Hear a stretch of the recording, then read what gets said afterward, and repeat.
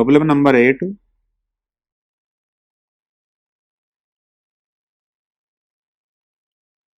A train travels 360 km at a uniform speed. If the speed had been 5 km per hour more, it would have taken 1 hour less for the same journey. Find the speed of the train. तो बताया गया है कि कोई एक train 360 kilometre की journey uniform speed पे तय करती है, उसका स्पीड यूनिफॉर्म रहता है। लेकिन अगर स्पीड को हम 5 किलोमीटर पर आवर इंक्रीज कर दें, बढ़ा दें थोड़ा उसको, तो डेफिनेटली सेम डिस्टेंस में उसको टाइम कम लगेगा। तो यहां बताया गया है कि टाइम लगेगा 1 आवर लेस। देखिए, किसी किसी क्वेश्चन में आपको 2 अननोन सोल्व करने होते हैं, यहां सिंगल अननोन है द स्पीड ऑफ ट्रेन, तो आप इसको अज्यूम कीजिए। Let the uniform speed of the train is x kilometer per our.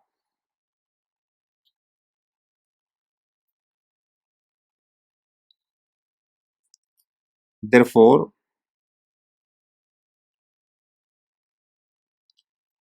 the time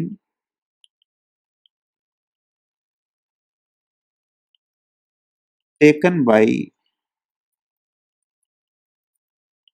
train to travel 360 kilometre, मान लीजिए टाइम हमारे पास आ गया t1, तो टाइम हम निकालेंगे सिंपल फॉर्मूला है डिस्टेंस ओवर स्पीड, लेकिन यहां पर ऑलवेज स्पीड जो ली जाती है वो यूनिफॉर्म ली जाती है, तो मैंने स्ट्रेस यहां भी लिखा है ऊपर वाली लाइन में यूनिफॉर्म, और वो बुक में भी लिखा हुआ है। तो आप यहां से T1 इवेल्युएट करेंगे 360 kilometer and speed being x kilometer per hour, और I can say 360 over x r, kilometer cancel out हो जाएगा और r ऊपर चला जाएगा।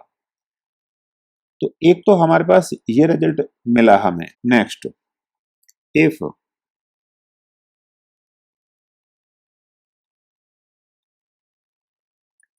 Trains speed is increased by 5 kilometer per hour, then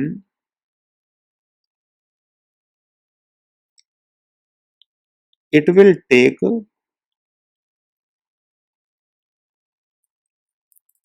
time to travel 360 kilometre से T2, मान लीजिए हमने वो टाइम T2 मान लिया, देन T2 इस बार डिस्टेंस तो चेंज नहीं हुई है, लेकिन स्पीड क्या हो गया है, x की जगह x+5 हमें लेना है। तो अब देखिए, जो पुराना हमारे पास रिजल्ट था उस रिजल्ट में 360 ओवर x तो था T1, और यहां आएगा 360 ओवर x+5। नीडलेस टू से यहां दिखाई दे रहा है कि T1 मोर है। अब जो हमारे पास क्या गिवन है, T1 minus T2 equal to 1 r। अब T1 का वैल्यू यहां सब्स्टिट्यूट कीजिए और T2 का value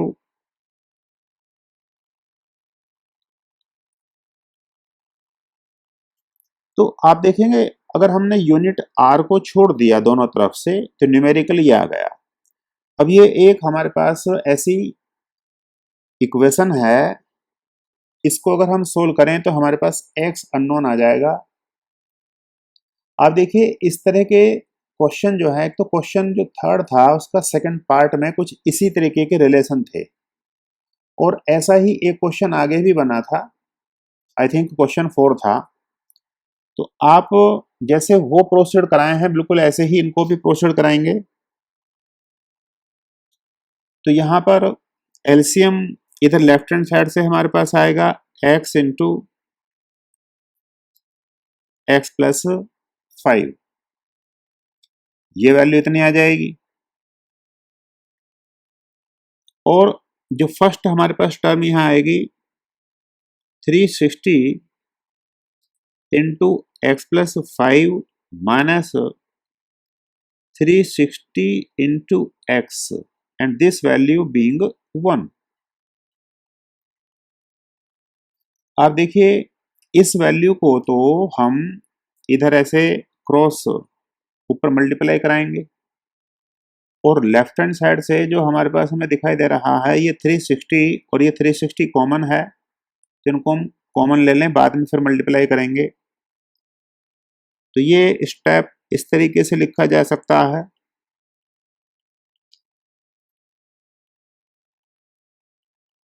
and this value may be written in this manner. यहां से आप ऑब्जर्व कीजिए ये x और ये x कैंसल्ड आउट,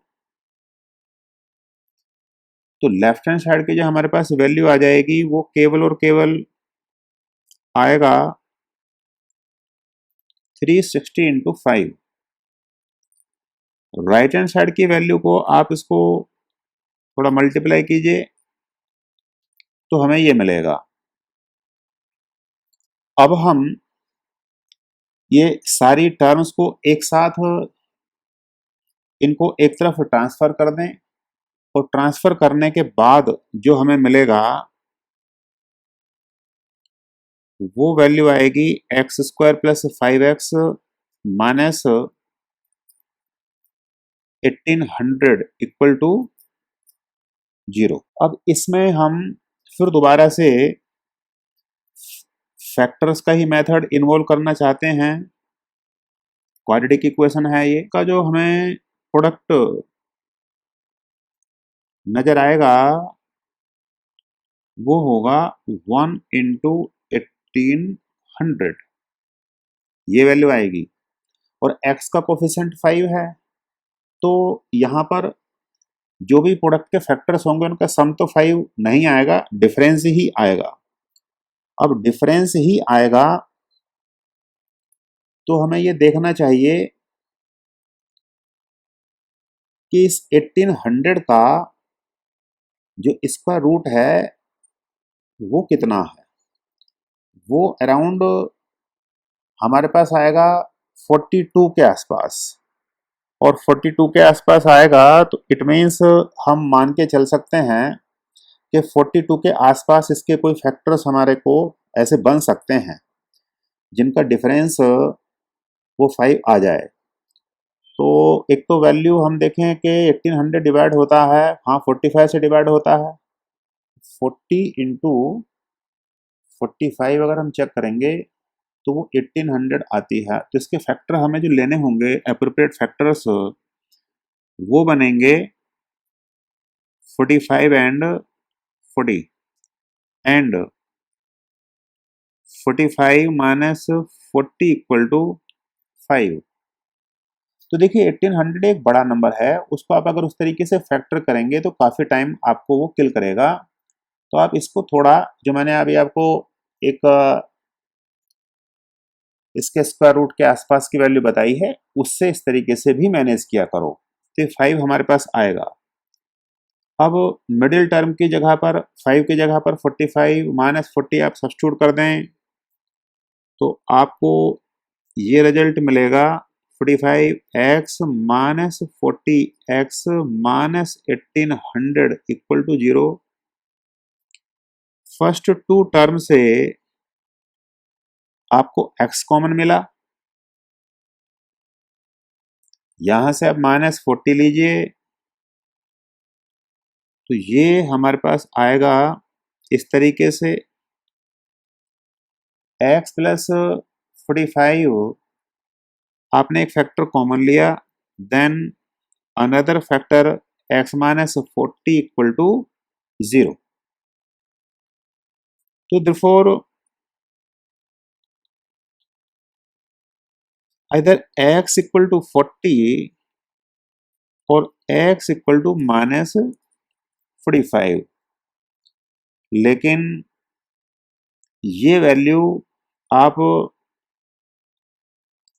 रिजेक्ट करेंगे क्योंकि x हमने यहाँ पर ट्रेन का यूनिफॉर्म स्पीड माना था और नेगेटिव वो नहीं होगा, तो हम केवल इसकी पॉजिटिव वैल्यू को ही एक्सेप्ट करेंगे। तो रिजल्ट आ गया, therefore the uniform speed of the train equal to 40 kilometre per our.